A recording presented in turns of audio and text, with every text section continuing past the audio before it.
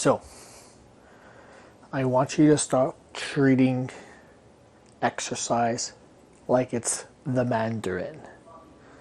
Stop treating exercise like it's a buffet. And I see this all too often. Somebody will start doing a little bit of this, a little bit of that, a little bit of this. I'll have a little bit of this here, then I'll go over here and do a little bit of that.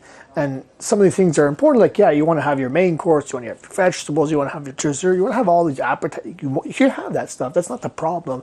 The problem is you can't treat it like it's an all-you-can-eat buffet. It's not going in here and doing a little bit of this, a little bit of that. You need to have some structure. And it's not to make this not accessible. The point is that at the beginning, it doesn't matter what you do. As long as you move more than you were, you're going to see progress. But in order for you to start to feel like the effort you're putting in is worth it, you need to see results. And you're not going to see results if you're doing a little bit of this, a little bit of that, a little bit of this.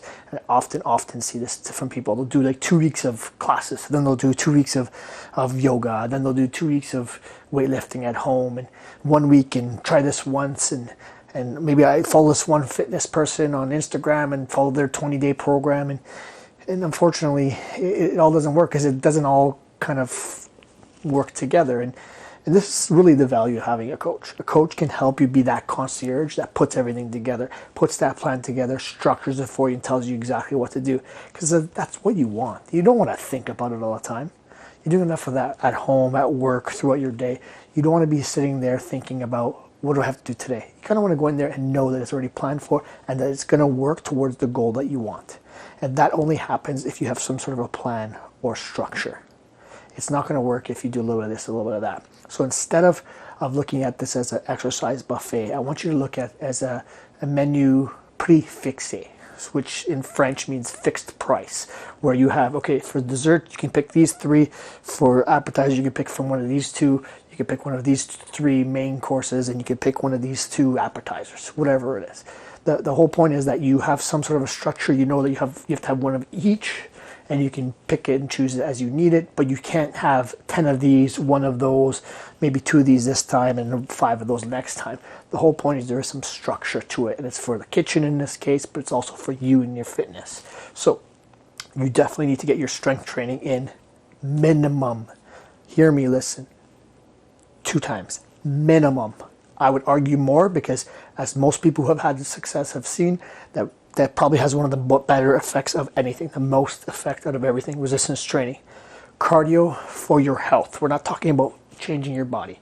For your heart, your circulation, at least 2 to 3 times a week, and flexibility as often as possible. So you can't really go with looking at this in terms of what's you have to do and then try to fit that in the week, because that's an ideal scenario, and most of us don't live in that sort of life.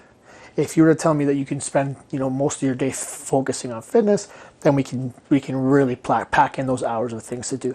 But you kind of got to reverse engineer it. How much time do you have? And then make your plan fit the amount of time you have. So I'll give you a quick example. If you had 5 days a week to work out, maybe you do 3 full body workouts, 2 cardio days, and then 5-10 minutes of stretching every day.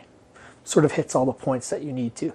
If you were to say that you walk to and from work, that's taking care of the heart portion, then I would say do 4 to 5 resistance training workouts and maybe some stretching throughout the day. If you were to tell me you only have 3 days, I would say 3 days of resistance training altogether. If you were to say you have 7 days, we can do a lot more. So the whole point is you reverse engineer what you do based on what you have time for. But that being said, you're not sort of just haphazardly putting it together. There are some main goals out of your week. Resistance training, high intensity resistance training being one of the better ones. Of course, nutrition you've talked about in the past, then high intensity intervals, then cardio, and then sort of walking, flexibility, all that kind of stuff. So there are sort of key points you want to hit. That's sort of the main course. You look at in the menu, prix fixé. But what you want to do is stop looking at this as a buffet, build some structure into your nutrition, and make it more like a fixed menu where you're selecting options based on the categories.